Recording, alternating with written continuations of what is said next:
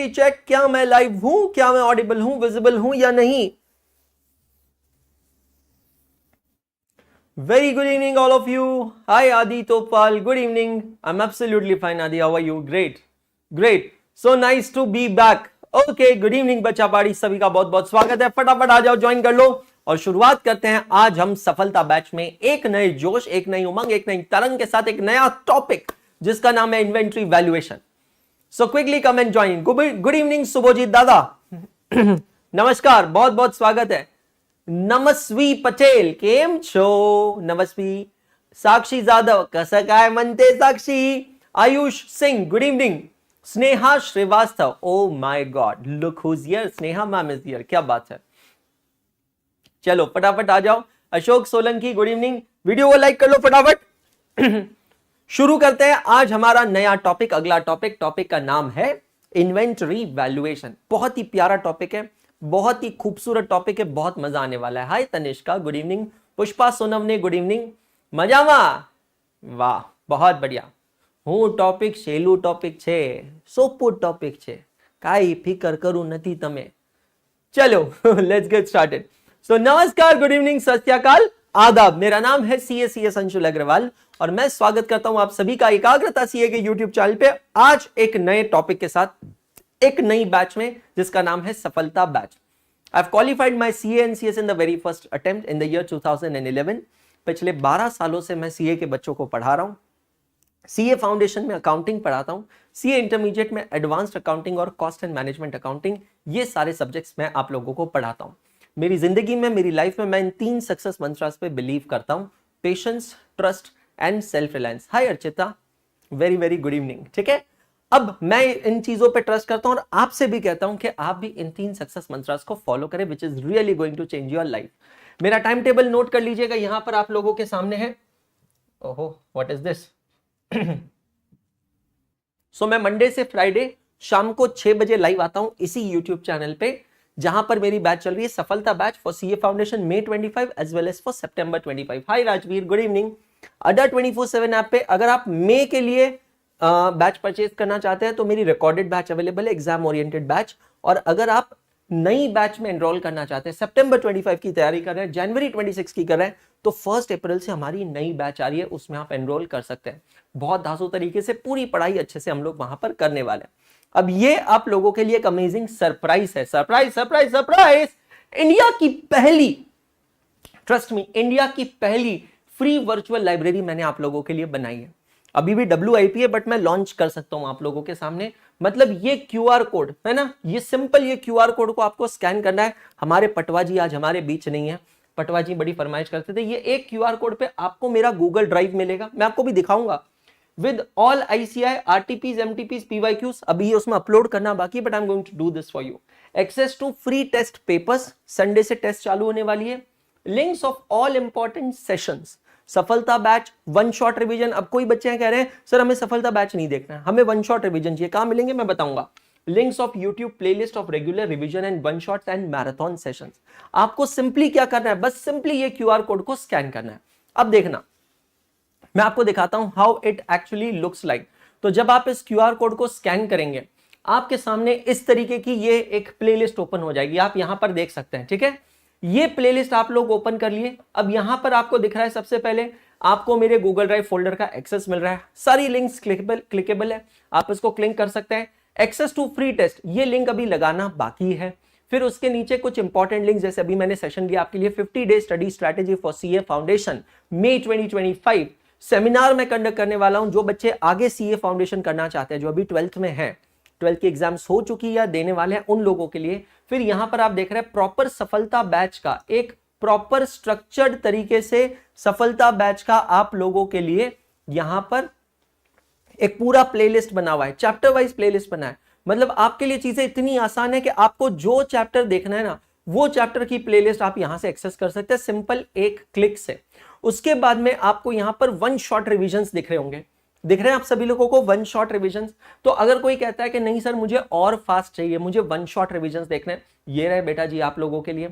और अगर आप हमारे कोर्सेज परचेज करना चाहते हैं तो वो भी लिंक्स यहां पर है। मतलब एक single link, trust me guys, एक सिंगल लिंक पे मैंने आपके लिए सारी चीजें अरेंज कर दी है। हाय समन फातिमा, हाय राजवीर, श्रेया सिंह, संजूज आर्ट वर्ल्ड, संस्कृति, है ना। तो ये एक क्यूआर कोड बहुत मैजिकल है, प्लीज इसको स्कैन करके बाद में एक्सप्लोर जरूर करना और मुझे फीडबैक जरूर देना, आपके फीडबैक का इंतजार रहेगा, ठीक है। नाउ सीए फाउंडेशन का सब्सक्रिप्शन आप ले सकते हैं 6 मंथ्स, 9 मंथ्स, महापैक प्रो। महापैक प्रो में आपको हार्ड कॉपीज मिलती है बुक्स की और इवैल्यूएटेड टेस्ट सीरीज मिलती है, करेक्ट। चलिए now let's get started. Sakshi कह रही है yes sir, just wow, thank you so much Sakshi, but I will wait for your feedbacks all of you, ठीक है। अब अपना रजिस्टर ओपन करेंगे सभी जने अपना रजिस्टर ओपन करेंगे और मेरी बात ध्यान से सुनना, हम लोग जो प्रैक्टिस फॉलो करते हैं वो फॉलो करेंगे। रजिस्टर में जब भी ये चैप्टर स्टार्ट करें वहां पर अभी मैं आपको अकाउंटिंग स्टैंडर्ड 2 का एक चार्ट दिखा रहा हूं, एक चार्ट बनवा रहा हूं, दिखा रहा हूं, समझा रहा हूं। इसके लिए मुझे चाहिए adjoining page. So all of you open adjoining page of your register, जहां से हम इन्वेंट्री वैल्यूएशन को अच्छे से पढ़ने वाले हैं। ये जो टॉपिक है मैं इसमें थोड़ा ज्यादा समय लूंगा और आपको ये सिर्फ फाउंडेशन के नजरिए से नहीं बल्कि इंटरमीडिएट के पर्सपेक्टिव से भी पढ़ाने वाला हूं। आप लोगों को जानकर हैरानी होगी, बट ये जो टॉपिक है ये आपको इंटरमीडिएट में भी पढ़ना है। सीए इंटरमीडिएट में जितने लोग देख रहे हैं उससे 1/5 लोगों ने लाइक किया, फटाफट लाइक करते चलो यार, ये सबसे इंपॉर्टेंट है ना। तो सीए इंटरमीडिएट को ध्यान में रखते हुए ये टॉपिक मैं आपको पढ़ाने वाला हूं, क्लियर। चले आगे। समीर यार मुझे उसका कोई आइडिया नहीं, please talk to the respective educator यार, मुझे कोई आइडिया नहीं भाई, है ना। चलो नाउ सबसे पहले वैल्यूएशन ऑफ इन्वेंट्री या इन्वेंट्री वैल्यूएशन बहुत डिटेल में समझेंगे, बहुत अच्छे से समझेंगे और पूरा के पूरा अकाउंटिंग स्टैंडर्ड बेस्ड टॉपिक है। हाय श्रेया, तो हम लोग पहले अकाउंटिंग स्टैंडर्ड को समझेंगे। अकाउंटिंग स्टैंडर्ड मतलब रूल्स फॉर अकाउंटिंग। ये जो रूल्स फॉर अकाउंटिंग है दोस्तों, ये किसने डिफाइन किया है? Institute of chartered accountants of India ने। 27 अकाउंटिंग स्टैंडर्ड है और कुछ ही महीनों बाद जब सभी आप लोग मेरे नादान परिंदों पहुंचेंगे सीए इंटरमीडिएट में, तब आपको मैं पढ़ाऊंगा ये अकाउंटिंग स्टैंडर्ड्स, बराबर है। सिंपल है, मेरी अभी एक सीरीज भी चल रही है, इंस्टाग्राम पे जाकर चेक करो और यूट्यूब पे इसी चैनल पे, जिसका नाम है तास है तो आस है, मतलब दी अंशुल अग्रवाल सर है तो अकाउंटिंग स्टैंडर्ड्स है। यूट्यूब पे हर अल्टरनेटिव डे शाम को 7 बजे एक अकाउंटिंग स्टैंडर्ड में एक्सप्लेन करता हूं और इंस्टाग्राम पे वही अकाउंटिंग स्टैंडर्ड 90 सेकंड में मैं एक्सप्लेन करता हूं, ठीक है। नाउ फोकस, ये जो अकाउंटिंग स्टैंडर्ड है वैल्यूएशन ऑफ इन्वेंट्री, ये दो चीजों के बारे में बात करता है। It talks about 2 things. Number 1 is meaning of inventory and number 2 is valuation of inventory. अच्छे से समझिए, meaning of inventory, valuation of inventory, हमें भी ये दो चीजें समझनी है in order to conquer this topic, है ना। Hi Surabhi, good evening. सबसे पहले देखते हैं meaning of inventory. I hope मेरे साथ साथ आप समझते भी जा रहे हैं और लिखते भी जा रहे हैं। मैंने कहा एडजॉइनिंग पेज लेना है, एडजॉइनिंग पेज से आगे बढ़ना है। यार देख समीर भाई, बहुत सिंपल है, मैं मेरे तरफ से करवाऊंगा। अगर आपको आगे भागना है, लेक्चर को शुरुआत से देखो, एक वर्चुअल लाइब्रेरी बनाइए बेटा, उसको आप यूज करो, आगे बढ़ो। बहुत सारे टॉपिक्स ऑलरेडी हो चुके हैं, 50% सिलेबस ऑलरेडी हो चुका है बेटा यहाँ पे, है ना। चलो meaning of inventory, valuation of inventory, तो एडजॉइनिंग पेज बनाया तो एक साइड पे राइट साइड में आएगा मीनिंग ऑफ इन्वेंट्री एक ब्रांच, लेफ्ट साइड के पेज पे वैल्यूएशन ऑफ इन्वेंट्री दूसरी ब्रांच। मतलब ये जो पूरा अकाउंटिंग स्टैंडर्ड है, ये अकाउंटिंग स्टैंडर्ड में हम दो ही चीजें हमें देखनी, ठीक है। सबसे पहले आते हैं मीनिंग ऑफ इन्वेंट्री में। इन्वेंट्री का मतलब क्या होता है? अच्छे से देखिएगा, पढ़िएगा, समझिएगा। Goods, HFS।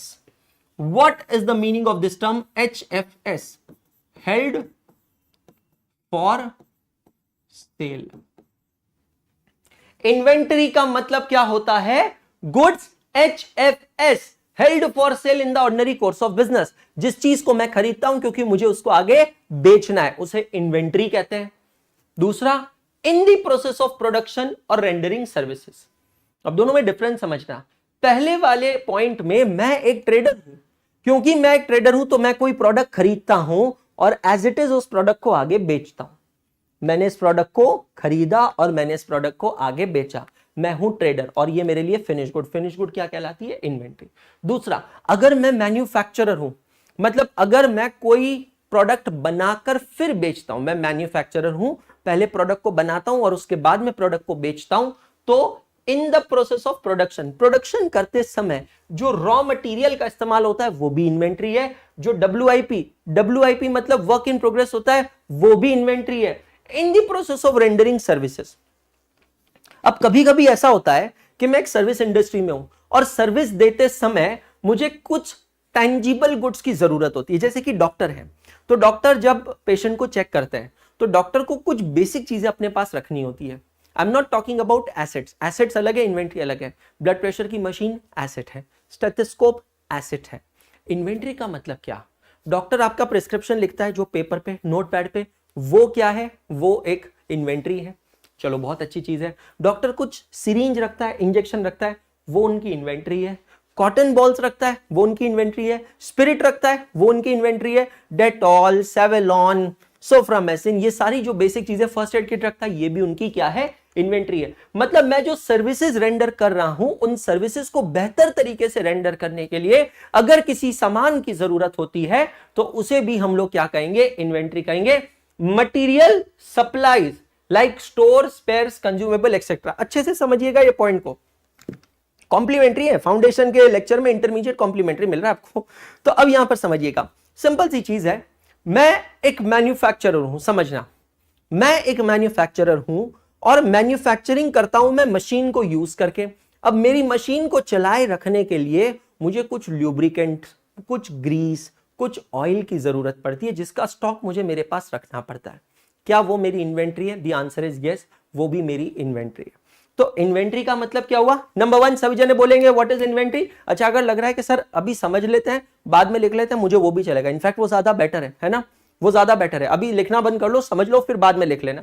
इन्वेंट्री का मतलब क्या है? Goods held for sale in the ordinary course of business. Number two, in the process of production और rendering services. Number three, material and supplies. इसके अलावा अकाउंटिंग स्टैंडर्ड 2 ने दो चीजों को इन्वेंट्री की डेफिनेशन में इंक्लूड किया है। कौन सी है वो दो चीजें? Number one, goods purchase and held for resale. कुछ गुड्स ऐसे जो आपने खरीदे, होल्ड करके रखे फॉर रीसेल। सर एक बात बताइए, हेल्ड फॉर रीसेल और हेल्ड फॉर सेल में फर्क क्या? Smart smart. Held for resale का मतलब होता है मैंने गुड्स खरीदे, उसको होल्ड करके रखा, स्टोर करके रखा। कब तक? जब तक दाम नहीं बढ़ जाता, और जब दाम बढ़ गया तब मैंने उसको बेच दिया। Held for resale. Held for cell मतलब खरीदना बेचना, खरीदना बेचना, खरीदना बेचना। अब जरूरी नहीं है कि हर ट्रांजैक्शन में प्रॉफिट हो, जरूरी नहीं है हर ट्रांजैक्शन में लॉस हो। Held for cell and held for resale. Suppose करिएगा हमारे अर्चिता मैडम के जो शहर है भोपाल, भोपाल में एक डॉक्टर है, ठीक है। डॉक्टर के पास बहुत पैसा है, बहुत पैसा है, पेशेंट्स को बहुत लूटा है, बहुत पैसा है। अब ये डॉक्टर सोच रहा है मैं अपना पैसा कहां इन्वेस्ट करूं। तो ये डॉक्टर क्या करता है, ये सोचता है कि यार अभी ना तुअर की दाल का रेट कम है, तो मैं 1000 बोरी तुअर की दाल खरीद के उसे गोडाउन में रख देता हूं। 1000 बोरी तुअर की दाल खरीद के गोडाउन में रख देता हूं, और जब इसका रेट बढ़ेगा तब मैं उसको बेच दूंगा। तो डॉक्टर के लिए वो तुअर की दाल इन्वेंट्री है, because goods are purchase and held for resale. Number two, intangible goods such as software. एक सॉफ्टवेयर कंपनी के लिए कोई भी तरीके के जो इंटेंजिबल गुड्स होते हैं, क्या वो इन्वेंट्री होती है? The answer is why yes yes. Intangible goods such as software is also inventory. जैसे अकाउंटिंग स्टैंडर्ड 2 ने इन्वेंट्री की ये जनरल डेफिनेशन दी है 3 पॉइंट्स, उसके बाद 2 एक्सप्रेस इंक्लूजन की है। एक्सप्रेस इंक्लूजन मतलब जैसे शादी के कार्ड पे लिखा होता है ना सपरिवार, फिर उसके बाद लिखा अच्छा सुनिए वो आपका जो वो राजपुरा वाले फूफाजी है ना, उनको भी लेकर आइएगा। Express inclusion. लेकिन बुआ जी को हरगिज मत लाइएगा express exclusion. Express exclusion. Sir मुझे जनवरी 26 में एग्जाम देना है। बहुत बढ़िया Mayur Baria, good evening. Manish good evening. Mayur ji आपके लिए ना मैं संडे 30th ऑफ मार्च को इसी यूट्यूब चैनल पे एक सेमिनार कंडक्ट कर रहा हूं, वो अटेंड करो, सारी जानकारी वहां मिल जाएगी। कब, क्या, कैसे, किस तरीके से स्टार्ट करना है, सब कुछ आपको मैं वहां बता दूंगा। फ्री ऑफ कॉस्ट है, पेरेंट्स के साथ आइएगा, इसलिए संडे को रखा है। तो राजपुरा वाले फूफा जी को लेकर आइएगा, मतलब एक्सप्रेस इंक्लूजन, लेकिन बुआ को मत लाइएगा, एक्सप्रेस एक्सक्लूजन। ऐसे ही अकाउंटिंग स्टैंडर्ड 2 ने सपरिवार की तरह पहले एक जनरल डेफिनेशन दी है। इन्वेंट्री का मतलब ये 3 चीजें होती है, फिर 2 चीजें स्पेसिफिकली उसमें इंक्लूडेड है, एक चीज एक्सक्लूडेड है। कौन सी एक चीज एक्सक्लूडेड है? चेक करो। मशीनरी, टूल और spare part that can be used only in connection with specific item of fixed assets and which are irregular in use। हो, ये क्या बोल दिए सर, अब इसको कैसा एक्सप्लेन करने का? अरे never fear when Anshul sir is here. हाथ नहीं छोड़ूंगा, साथ नहीं छोड़ूंगा। बोलने को नहीं है भाई, सीरियसली बोल रहा हूं। एक मिनट थांबा, प्रॉब्स लेकर आता हूं मैं आपके लिए, चिंता मत करो। ये क्या है? नागोबा। नागोबा नहीं, ये है एप्पल का चार्जर। चलो इसको ऐसा डालते हैं। ये क्या है? एप्पल का चार्जर, ठीक है, लाइटनिंग पोर्ट वाला। जो कुछ गरीब लोग हैं पुराने वाले आईफोन यूज करते हैं, उनके लिए ये एप्पल का चार्जर, बरोबर है, बहुत बढ़िया। ये क्या है? ये है टाइप सी चार्जर, समझ रहे हो? टाइप सी चार्जर जो किसी के भी साथ लग जाता है। एंड्रॉइड फोन, आजकल नए वाला आईफोन, आईपैड, किसी भी चीज के साथ लग जाता है, वो है टाइप सी का चार्जर। अब समझिएगा, हाँ जी, अगर मैं लाइटनिंग केबल की बात करूं तो लाइटनिंग केबल एक ऐसी चीज है जो सिर्फ पुराने वाले आईफोन के साथ इस्तेमाल की जा सकती है, लेकिन अगर मैं टाइप सी के चार्जर की बात करूं तो वो किसी के भी साथ इस्तेमाल की जा सकती है। एनी मशीनरी टूल और spare part which can be used with the specific item of fixed asset, ऐसे टूल को हम कहते हैं specific tool. Specific tool inventory की डेफिनेशन में नहीं आते। मैं फिर से रिपीट करता हूं, ऐसी कोई भी वस्तु, ऐसा कोई भी टूल जो सिर्फ किसी एक फिक्स एसेट के साथ ही इस्तेमाल किया जाता है, मतलब अगर मेरे पास पुराना आईफोन नहीं है तो इस चार्जर की कोई कीमत नहीं है। तो इस चार्जर की कीमत जो है वो आईफोन से जुड़ी है, तो इसको हम एसेट की तरह ट्रीट करेंगे, इन्वेंट्री की तरह नहीं। लेकिन ये वाला जो चार्जर है, हाँ, नागोबा, ये वाला क्या है? डॉली चाय वाला। ये वाला क्या है? General tool. तो सिंपल सी चीज क्या ध्यान रखनी है, अगर स्पेसिफिक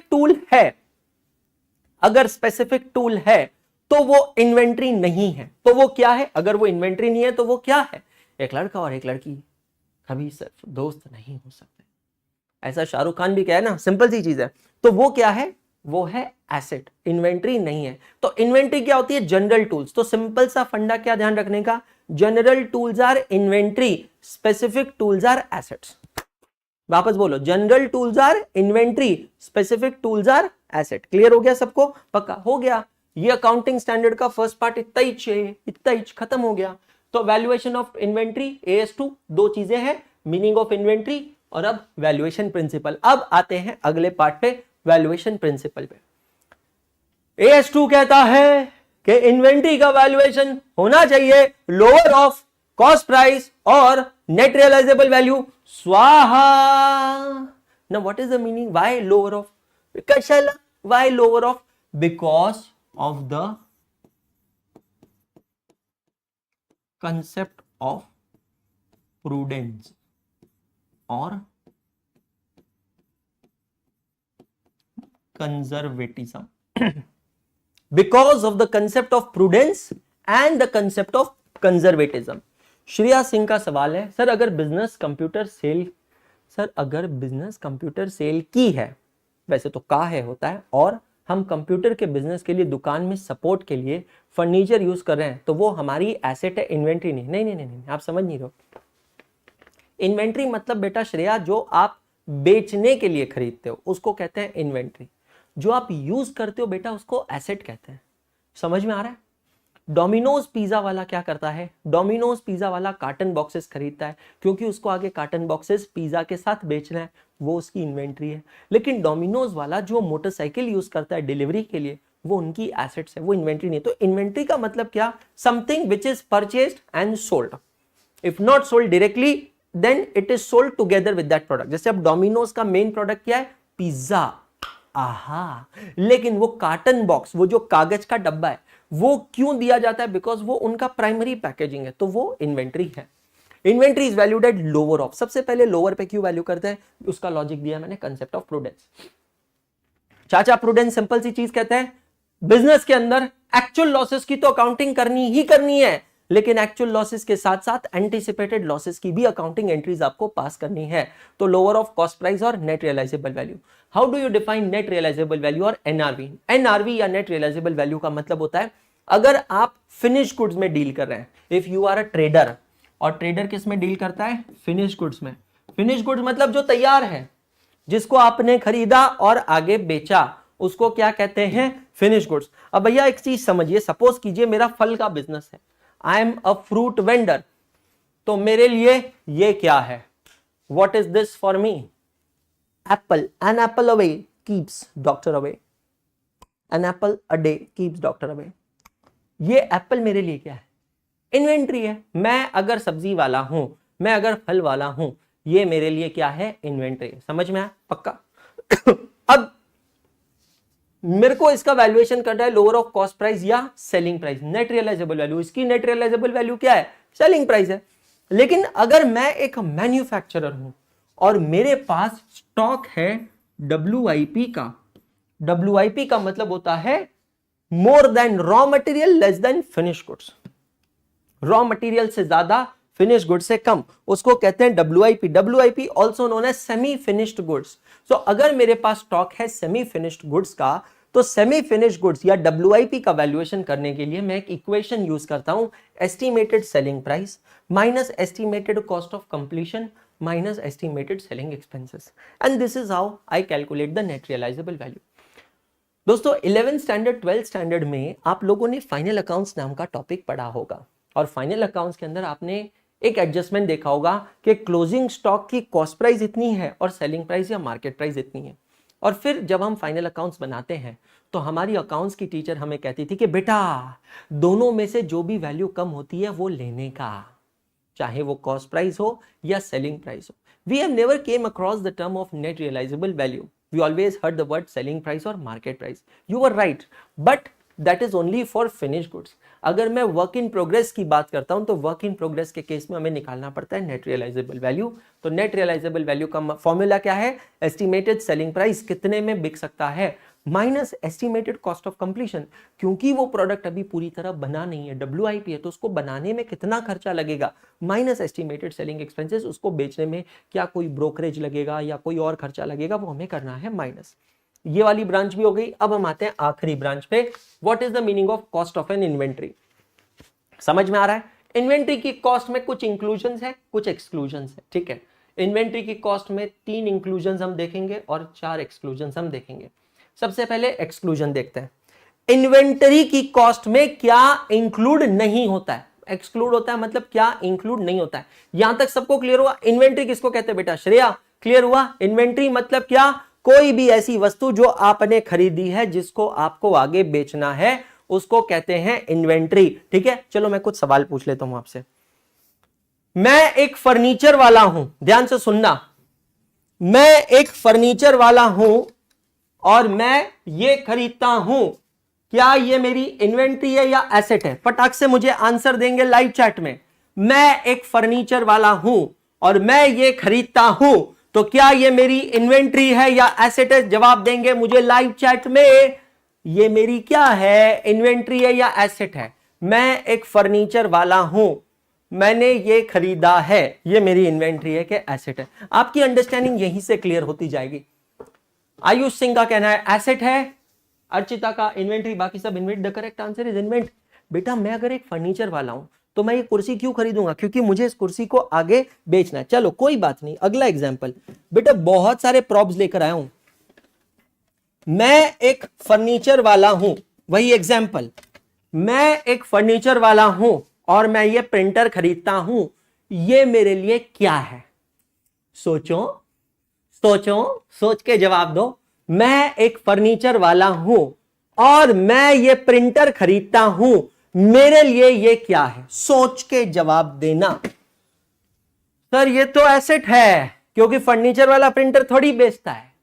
फर्नीचर वाला तो फर्नीचर बेचता है, तो प्रिंटर आपने काहे खरीदा है? क्योंकि मुझे कस्टमर के बिल निकालना है, प्रिंटिंग करना है, मतलब मुझे इसको अपने धंधे में यूज करना है, तो ये मेरी क्या होगी?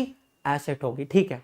अगला एग्जांपल, मैं एक फर्नीचर वाला हूं, ध्यान से सुनिएगा, मैं एक फर्नीचर वाला हूं और मैं ये CCTV कैमरा खरीदता हूं ताकि मैं इसको अपने दुकान में लगा सकूं, ताकि कोई चोरी ना करे, है ना, ऊपर वाला सब देख रहा है। मैं एक फर्नीचर वाला हूं, मैं ये CCTV कैमरा लगा रहा हूं, ये मेरे लिए क्या है? बताओ मेरे नादान परिंदों, बताओ मेरे नादान परिंदों। मैं एक फर्नीचर वाला हूं, मैंने CCTV कैमरा दुकान में लगा के रखा है ऊपर वाला सब देख रहा है, ये मेरी एसेट है, इन्वेंट्री नहीं है लवण्या, इन्वेंट्री नहीं है, एसेट है। क्यों एसेट है? प्लीज अंडरस्टैंड, बेसिक डिफरेंस समझना। एसेट का मतलब होता है something which is used, inventory का मतलब होता है समथिंग विच इज सोल्ड, है ना।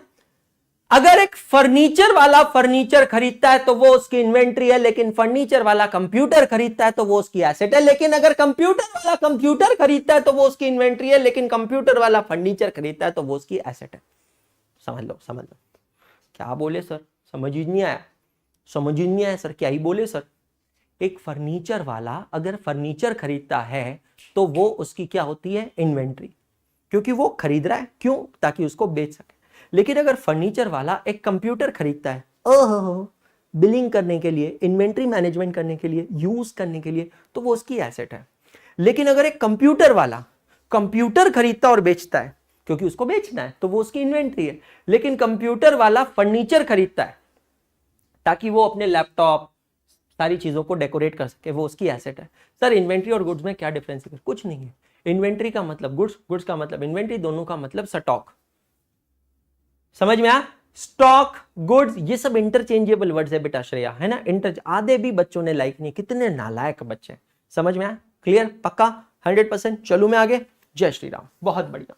अब इन्वेंट्री में क्या इंक्लूड होता है? 3 चीजें, एक्सक्लूड होती है 3 चीजें। अभी बहुत ज्यादा डिटेल में नहीं घुसेंगे भैया, नहीं तो इंटरमीडिएट की फीस नहीं दोगे। सिंपल सी चीज है, inventory exclude 4 things: all abnormal items, storage cost, administration overhead, selling and distribution overheads. इन शब्दों का मतलब अभी आपको समझ में नहीं आएगा, you are too small to understand. इन शब्दों का मतलब मैं आपको समझाऊंगा जब आप इंटरमीडिएट में आओगे। अरे कुछ तो मोटिवेशन चाहिए ना भैया इंटरमीडिएट में आने का। इन्वेंट्री इंक्लूड्स 3 थिंग्स, 3 चीजें इन्वेंट्री की डेफिनेशन में आती है। सबसे पहली चीज है कॉस्ट ऑफ परचेज। मेरे भाई कृष हिबारे, आओ सुनाऊं प्यार की एक कहानी। Cost includes 3 things: cost of purchase, cost of conversion और अदर कॉस्ट। यहां तक क्लियर हुआ क्या? अब बस इनकी डेफिनेशंस देखनी है। कुछ चीजें मैं छोड़ रहा हूं क्योंकि एक्चुअल में इंटरमीडिएट का पार्ट है और अभी उसमें दिमाग लगाकर कोई पॉइंट नहीं है। Cost includes 3 things: cost of purchase, cost of conversion, other cost. मैं ये चार्ट अगले पेज पे ले जा रहा हूं, आप जब बनाओगे तो इसी के नीचे लिखिएगा। नाउ, हाय हाय क्या बात है सर, एक बार फिर से हो जाए, एक बार फिर से ले गए जाए। 1 2 3। ऐसा शक्तिमान वाली फीलिंग आ रही। सर हमें इस बार पास करवा दो ताकि हम डायरेक्ट आपसे कॉस्टिंग और एडवांस अकाउंटिंग पढ़े। भाई देख हर्ष, मैं मेरा बेस्ट दे रहा हूं, मैं सच बता रहा हूं, मैं मेरा बेस्ट दे रहा हूं, बट आपको अपना बेस्ट देना पड़ेगा, है ना। चलो बहुत बढ़िया। कॉस्ट ऑफ परचेज, 3 चीजें। अगेन ये वाले पार्ट्स अभी हम नहीं देखेंगे, इंटरमीडिएट का पार्ट है, बट मैं एक्चुअली ना डिस्काउंट नहीं करना चाहता था इसलिए मैंने छेड़ा नहीं। कॉस्ट ऑफ परचेज की डेफिनेशन देखते हैं।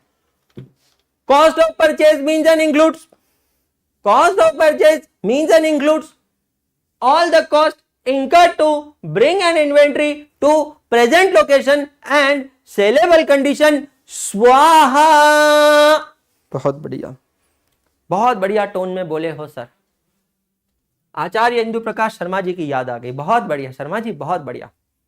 चलो एग्जाम्पल लेते हैं। एप्पल उगती है कश्मीर में। एप्पल कहां उगती है? कश्मीर में। ठीक है सर। हमारी दुकान है इंदौर में। अब मैं इंदौर में एप्पल बेचने का काम करता नहीं हूं, उदाहरण है, एक एग्जाम्पल है, दैट्स ऑल। तो मैं कश्मीर से जाकर एप्पल खरीद के लेके आता हूं, तो कश्मीर का जो वेंडर है, सप्लायर है, वो मुझे क्या करता है? वो मुझे एप्पल बेचता है, मैं उसको कुछ पैसे पे करता हूं, बेसिक कॉस्ट। ये इन्वेंट्री की कॉस्ट में आएगी, बराबर है। चलो ठीक है, मैं यहां पर सिर्फ लिखता चलता हूं। तो बेसिक कॉस्ट, बेसिक कॉस्ट मतलब जो मैंने एप्पल वाले को पे किया वहां पर कश्मीर में।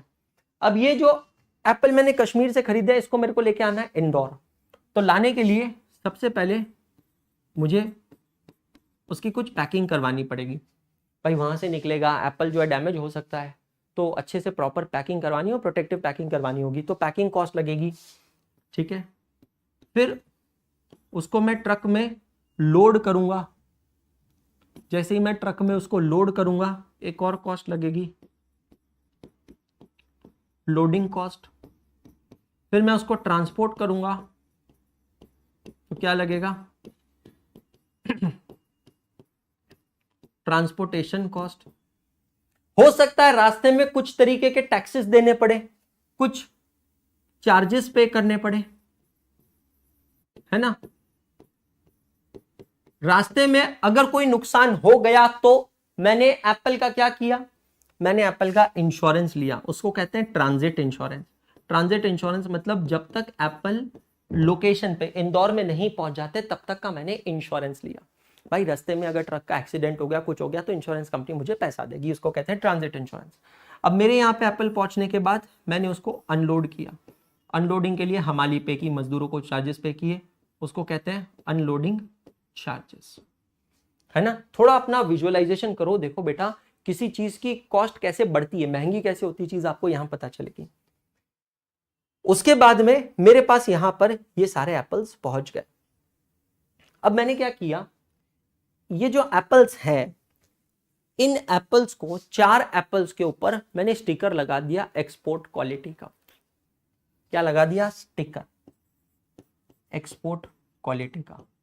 वो स्टिकर की भी अपनी एक कॉस्ट है।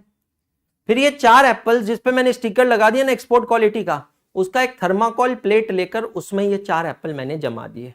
1 2 3 4, 1 2 3 4, ऐसे 4 एप्पल्स को लेकर थर्माकोल प्लेट में जमा दिया। तो ये थर्माकोल की जो प्लेट है वो भी कॉस्ट ऐड होगी। फिर उसके ऊपर मैंने जेलेटिन की रैपिंग की, तो वो रैपिंग कॉस्ट भी उसमें ऐड होगी। और फिर जाकर मैं वो एप्पल को बेचूंगा। मतलब अगर मैं एप्पल को खुला बेचता हूं तो ये 3 कॉस्ट नहीं लगेगी, लेकिन अगर मैं एप्पल को पैक करके बेचता हूं तो ये 3 कॉस्ट मेरी लगेगी। तब वो कॉस्ट की डेफिनेशन देखो मैंने क्या लिखी है। Cost of N inventory purchase means and includes, it means and it includes all the cost incurred to bring an inventory to its present location and sellable condition। उसको आपकी लोकेशन तक लाने क्या जितना भी खर्चा लगता है वो, और सेलेबल कंडीशन वो। इसीलिए बेटा देखना, जो चीज जहां बनती है, जहां उगती है, वहां सस्ती मिलती है। स्ट्रॉबेरी महाबलेश्वर में सस्ती मिलेगी, हापुस आम आपको रत्नागिरी में, देवगढ़ में सस्ता मिलेगा, बाकी जगह महंगा मिलेगा। एप्पल आपको नॉर्थ इंडिया में सस्ती मिलेगी, इलायची काली मिर्च आपको साउथ इंडिया में सस्ती मिलेगी। मतलब हर जगह पे जो चीज की उत्पन्नति होती है, उत्पादन होता है, प्रोडक्शन होता है, फार्मिंग होती है, वहां पर वो चीज सस्ती मिलती है। मतलब यार अगर मैं सपोज करो यही ट्रांसपोर्टेशन जो मैं परचेज कर रहा हूं जम्मू एंड कश्मीर से, ठीक है, अगर मैं यही इसको लेकर आता हूं राजस्थान में तो इसकी कॉस्ट अलग होगी, मैं लाता हूं पंजाब में तो इसकी कॉस्ट अलग होगी, मैं इसको लाता हूं मध्य प्रदेश में तो इसकी कॉस्ट अलग होगी, और मैं अगर इसको लेकर जाता हूं केरला में तो इसकी कॉस्ट अलग होगी। क्योंकि कॉस्ट में, यहां कॉस्ट में सबसे बड़ा जो डिफरेंशिएटिंग फैक्टर है पता है वो क्या होने वाला है, transportation cost, accordingly charges and taxes, accordingly transit insurance, ये सारे फैक्टर्स वेरी होंगे, सारे फैक्टर्स वेरी होने वाले हैं। समझ में आ रहा है आपको? Is this clear to all of you?